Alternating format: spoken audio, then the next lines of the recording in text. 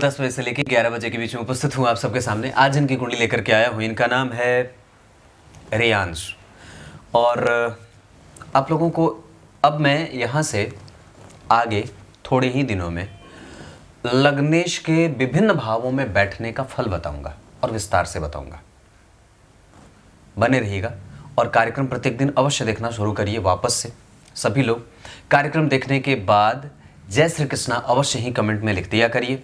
Banner जो जाएगा free कुंडली विश्लेषण का, उस पर अपना डेट ऑफ बर्थ वगैरह और अपना सवाल अवश्य लिखा करिए। एप्लीकेशन से भी आप अब प्रत्येक दिन का कार्यक्रम देख सकते हैं। ज्योतिषी लक्ष्य के नाम से आपको प्ले स्टोर पे एप्लीकेशन मिल जाएगा। JYOTISHHILAKSHYA इस नाम से एप्लीकेशन आपको मिलेगा। वहाँ से आप प्रत्येक दिन का कार्यक्रम, प्रत्येक दिन का पंचांग और अपॉइंटमेंट भी वहाँ से बुक कर सकते हैं। इसके अतिरिक्त इंस्टाग्राम पे भी आपको प्रत्येक दिन शॉर्ट मिल जाते हैं। अब वहाँ से भी मिलने शुरू हो जाएंगे धीरे धीरे। और यूट्यूब के शॉर्ट्स में थोड़े कम बनाता हूँ, पर कोशिश करता हूँ बना दूँ। आइए, मैं आपको ये कार्यक्रम शुक्रवार वाला है जो 2 हिस्सों में प्रसारित होता है। ये पहला हिस्सा है, इसका दूसरा हिस्सा आज ही के शाम के कार्यक्रम में मिल जाएगा। शुरू करते हैं आज का कार्यक्रम। कहीं नहीं जाना है, बिल्कुल बन के रहिएगा। सबसे पहले इनकी कुंडली के पंचांग से आपका परिचय करा देता हूँ। आइए, किसी भी व्यक्ति की कुंडली में सबसे पहले जब तक आप उसकी कुंडली के पंचांग से परिचय नहीं करते हैं तब तक आप ग्रहों के प्रभावों को बहुत अच्छे तरीके से नहीं समझ सकते। क्योंकि अगर उत्तरायण के सूर्य होंगे तो बलवान भी हो जाएंगे और अच्छे फल भी देने वाले होंगे, लेकिन अगर दक्षिणायन के सूर्य होंगे तो परिश्रमी और मेहनत ज़्यादा करनी पड़ती है। इसके साथ ही अगर दक्षिणायन के चंद्रमा होंगे तो बलशाली हो जाएंगे, लेकिन उत्तरायण के चंद्रमा जब होंगे तो थोड़े क्षण या कमज़ोर, या पक्ष का बल जातक को चंद्रमा का कितना मिल रहा है, ये सब बातें पंचांग से ही देखने को मिलती हैं। योग कैसा है, करण कैसा है, वार कैसा है, तिथि कौन सी है, नक्षत्र कौन सा बीत रहा था, इसके अतिरिक्त गण कौन सा है, वर्ण कौन सा है, आदि आदि चीज़ें, समस्त चीज़ें पंचांग के 5 अंग में। इनका जन्म आषाढ़ माह में हुआ है, इस वजह से जातक मेहनती और दीर्घायु होगा। दक्षिणायन में जन्मे हैं, इस वजह से पिता के साथ संबंधों में कभी कभी कचोटपन की स्थिति आएगी और पिता थोड़े बहुत चिंतित नजर आते हैं। वर्षा ऋतु में जन्मे होने से व्यक्ति की बुद्धि बड़ी ही भ्रमित होती है और कई बार कंफ्यूजन वाले स्टेट में जाता है। वर्षा ऋतु में जन्मे होने से व्यक्ति का जो बुद्धि का बल है वो बहुमुखी और बहुआयामी होता है। ध्यान से समझते जाइएगा। शुक्ल पक्ष के 10वीं तिथि के चंद्रमा व्यक्ति को सबसे पहले सरकारी नौकरी की कोशिश करनी चाहिए और उसके बाद प्राइवेट नौकरी की। अपना व्यवसाय इस कुंडली में थोड़ा कम सा होगा। वैसे ये मैं बात कहूँगा तो सबसे पहले जातक को सरकारी नौकरी का काम ज़्यादा लाभ करेगा। व्यापार से भी व्यक्ति धन कमाएगा, पर नौकरी के योग सबसे ज़्यादा अच्छे बन रहे हैं। स्वाति नक्षत्र तो व्यक्ति घुमंतु और गंभीर, दोनों में से गंभीर ज़्यादा होता है। व्यापारिक नहीं होता और चिरंतन सुख के पीछे भागने वाला ज़्यादा होता है। धर्म का काम इसे बहुत अच्छा लगता है।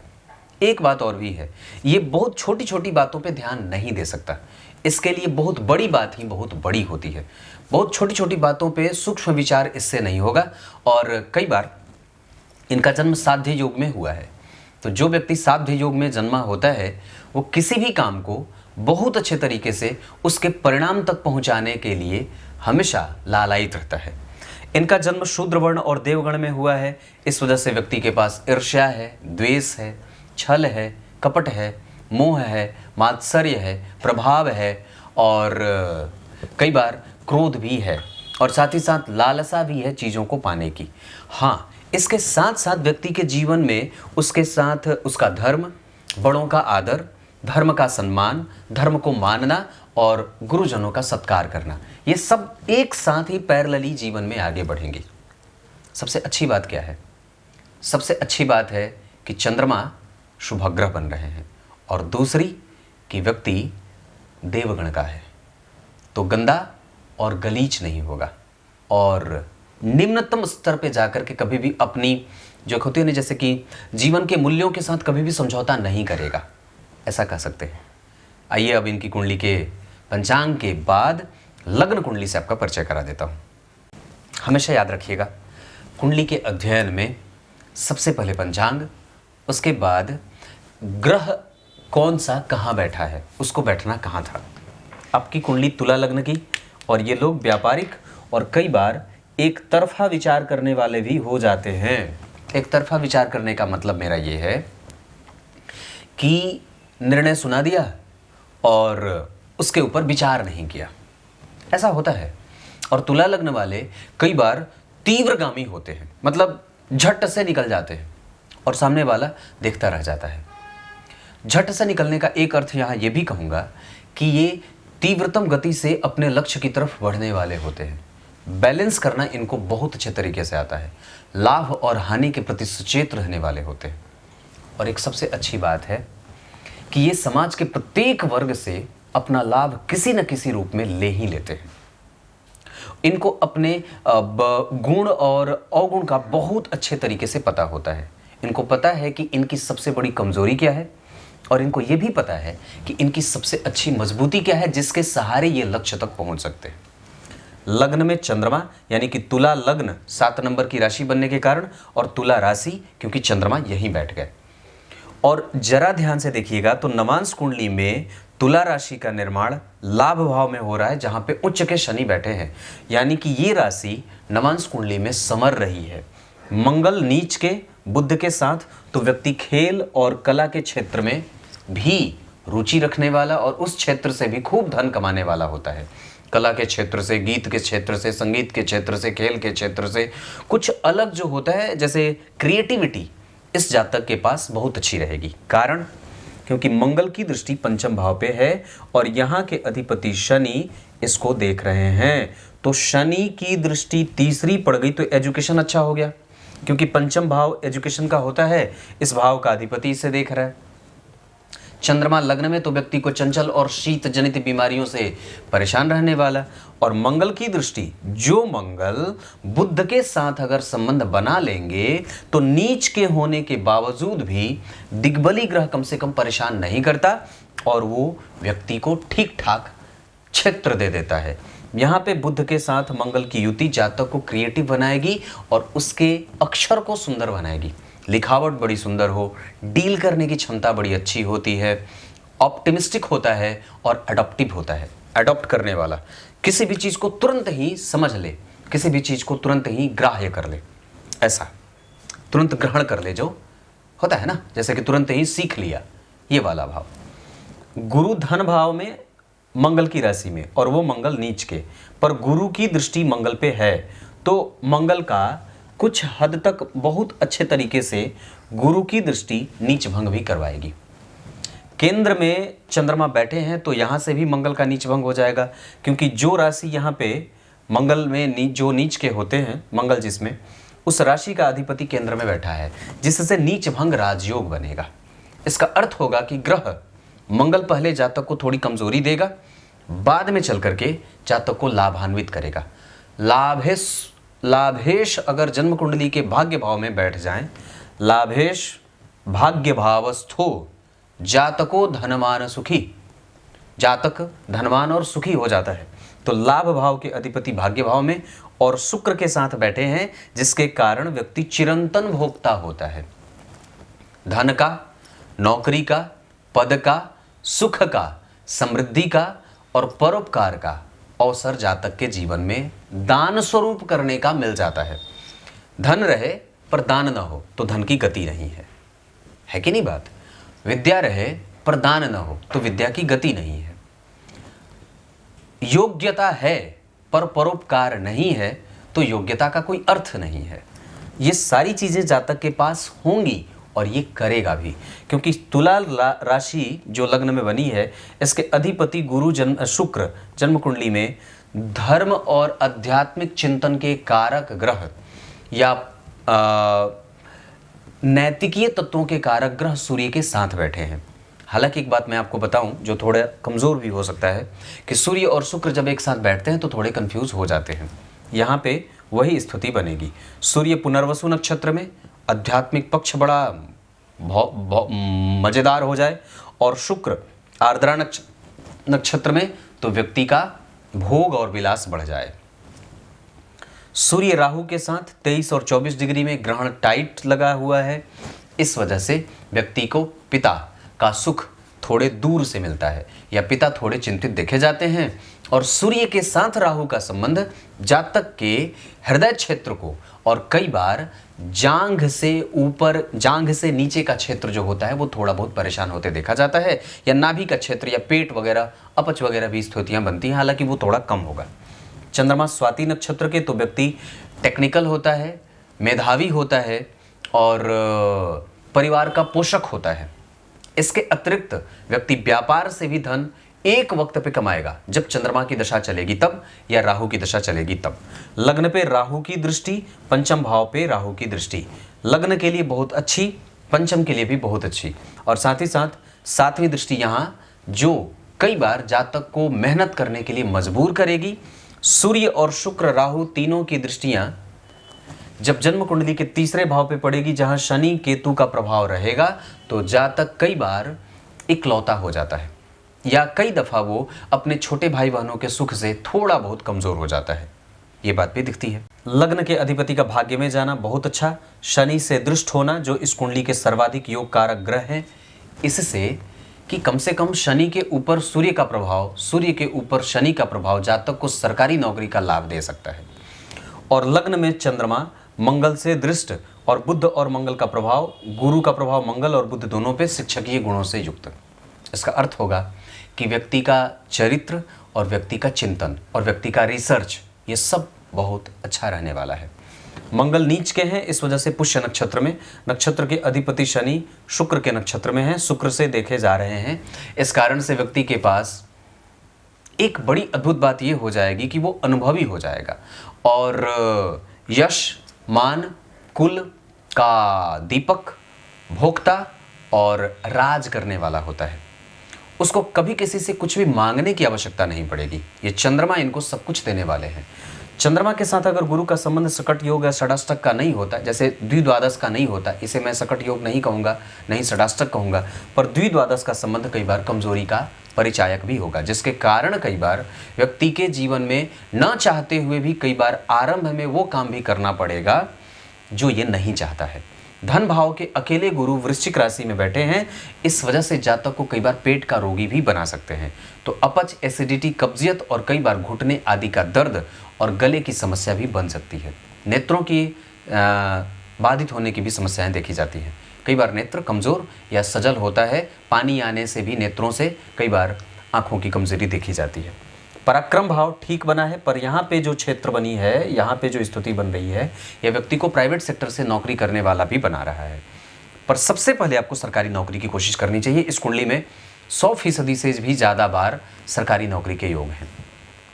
चतुर्थ भाव के अधिपति शनि पीछे, पंचम भाव के अधिपति शनि पंचम को देख रहे हैं। माता का सुख थोड़ा सामान्य से बेहतर है, हालांकि उसको और भी ज़्यादा ठीक किया जा सकता है। अपने माता जी के घर पे रहें और माता के साथ अपने संबंधों को और भी बेहतर कैसे बनाएं, इस पे विचार करने की आवश्यकता है। मंगल का प्रभाव है इस भाव पे, मंगल और बुध के देख लेने से कई बार माता साहसी और बहुत ही ज़्यादा पौराणिक होती हैं। साथ ही साथ धर्मशास्त्र की जानकार और पिता का सुख व्यक्ति को बहुत अच्छा होता है। हालांकि पिता को कई बार थोड़े बहुत कमज़ोरपन से देखा जा रहा है। अगर पिता कोई नशा खुरानी वगैरह के चक्कर में ना हो, कोई नशा ना करते हो, तो उच्चतम बात होगी। पंचम और चतुर्थ की बात ये थी।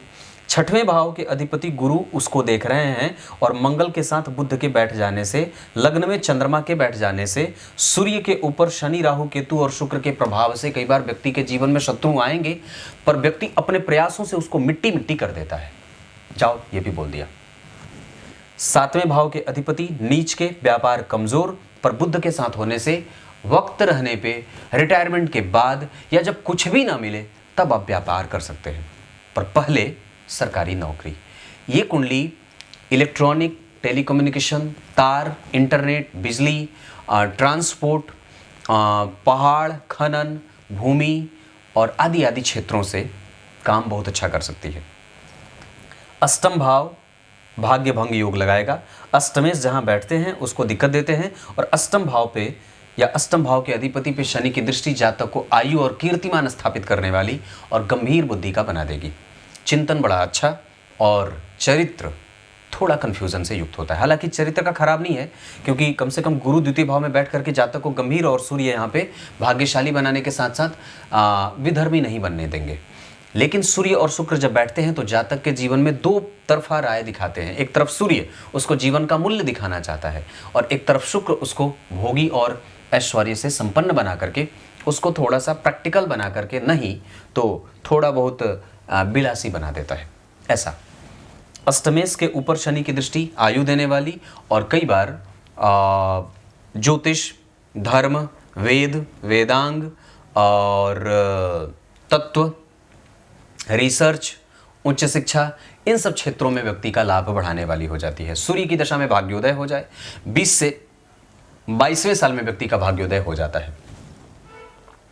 नवम भाव जन्म कुंडली में दशम में धर्म कर्माधिपति, केंद्र त्रिकोण, मंगल के साथ युति, यानी कि केंद्र और त्रिकोण का संबंध एक साथ। सप्तमेश इस कुंडली में मारक भी होते हैं। भाग्य भाव के अधिपति मारक ग्रह के साथ बैठे हैं। इस वजह से कई बार भाग्य को बल देने के लिए गणेश जी की पूजा और बजरंगबली के हनुमान चालीसा का पाठ जातक से अवश्य कराना चाहिए, और अगर हो सके तो सरसों तेल का दीपक जातक से अवश्य जलवाना चाहिए। घर की सफाई जातक खुद से करे जिस कमरे में रहता है, थोड़ा बड़ा होने पर।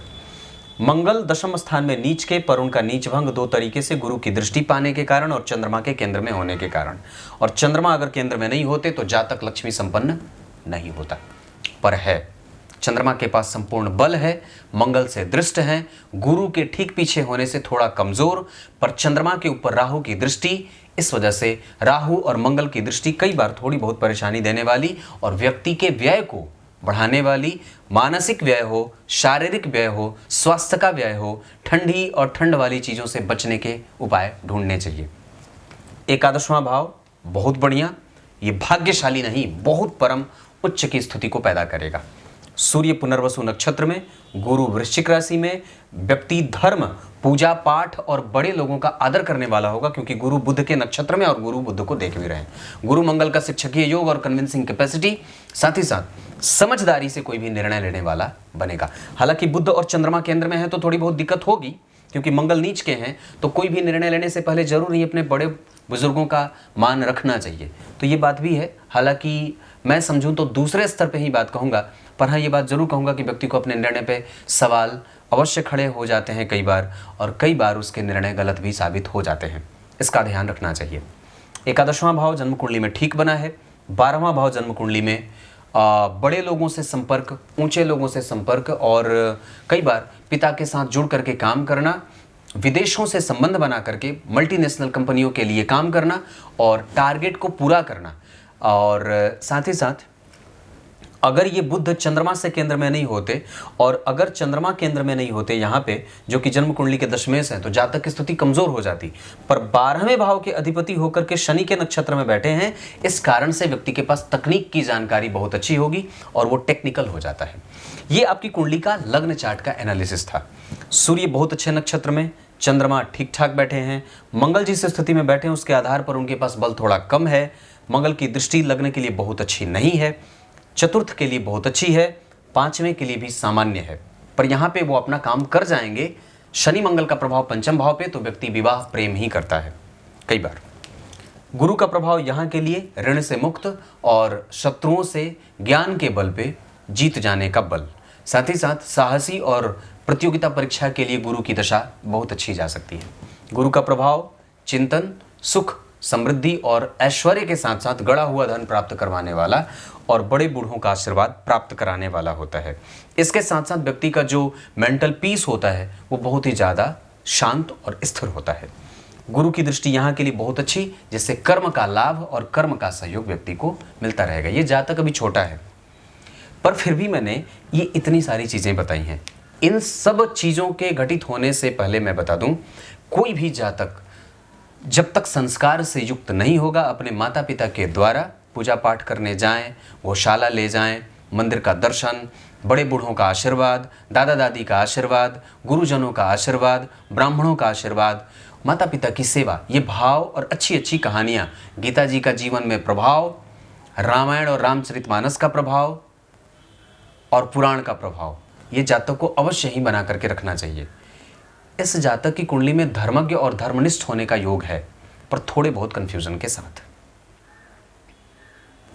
लग्न के अधिपति का भाग्य में जाना बहुत अच्छा, धन के अधिपति का अपने भाव से 5 घर आगे पीछे जाना बहुत अच्छा, पराक्रम के अधिपति का पीछे जाना थोड़ा कमजोर, चतुर्थ के अधिपति का जन्म कुंडली में पीछे जाना थोड़ा कमजोर, पंचम के अधिपति का पंचम को देखना बहुत अच्छा, छठवें भाव के अधिपति का छठवें भाव को देखना बहुत बढ़िया, सातवें भाव के अधिपति का नीच का होना थोड़ा कमजोर और दाम्पत्य को कमजोर, और साथ ही साथ ये मंगलिक नहीं है। अष्टम भाव के अधिपति का भाग्य में जाना ठीक नहीं, पर अपने भाव से एक घर आगे तो ठीक ठाक है। नवम भाव के अधिपति का दशम में जाना बहुत बढ़िया, दशम भाव के अधिपति का लग्न में जाना चिरंतन सुख, महालक्ष्मी संपन्न और भाग्यशाली योग। एकादशवें भाव के अधिपति का लाभ में या भाग्य में जाना बहुत अच्छा, 12वें भाव के अधिपति का दशम में जाना विदेशी व्यापार, विदेश गमन, दूरस्थ शिक्षा और माता पिता की सेवा करने के साथ साथ क्रिएटिव बनाने के लिए मजबूर करेंगे। कुछ इसी तरीके से आज के कार्यक्रम का समापन करते हैं। कुंडली छोटी है, पर इसका दूसरा चैप्टर बाकी है। तब तक के लिए बहुत बहुत नमस्कार।